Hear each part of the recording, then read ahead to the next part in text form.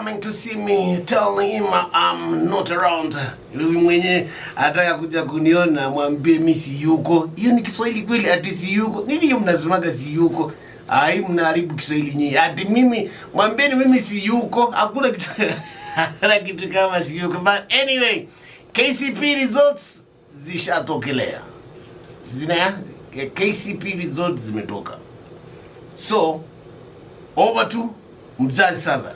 Next tunaangalia mzazi. Ulikuwa umejitayarisha aje mtoto wako akifanya KCP? Unajua next month ndio ana report form 1.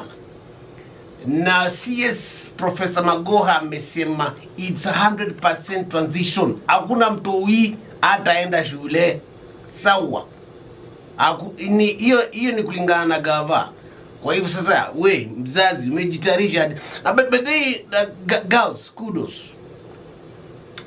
Amko watu nyuma. Last year ni nyinyi mlikuwa mmeongoza. This time around namba 2 alikuwa ni dem. Anaitwa Ashley Momanyi.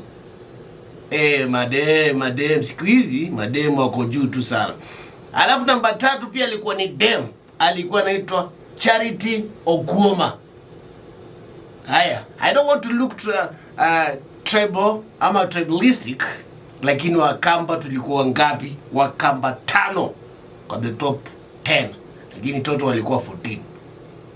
Wakamba tulikuwa 5. Okay, mimi si mkabila but I'm happy to be a cow anyway. So, kudos wale Wakamba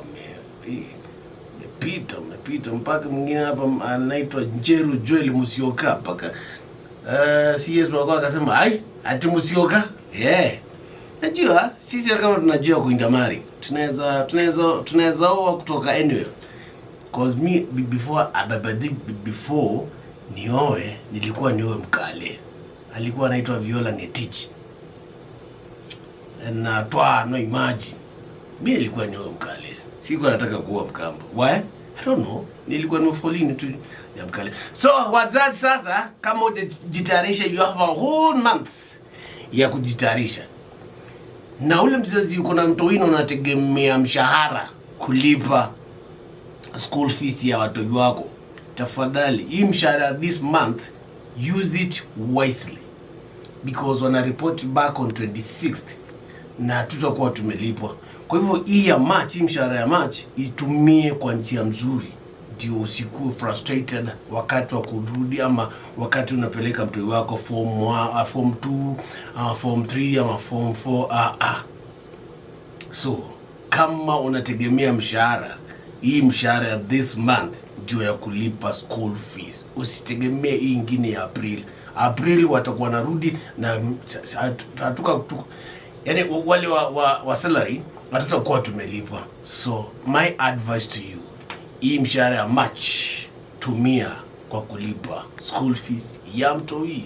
Volume iko sawa maparo.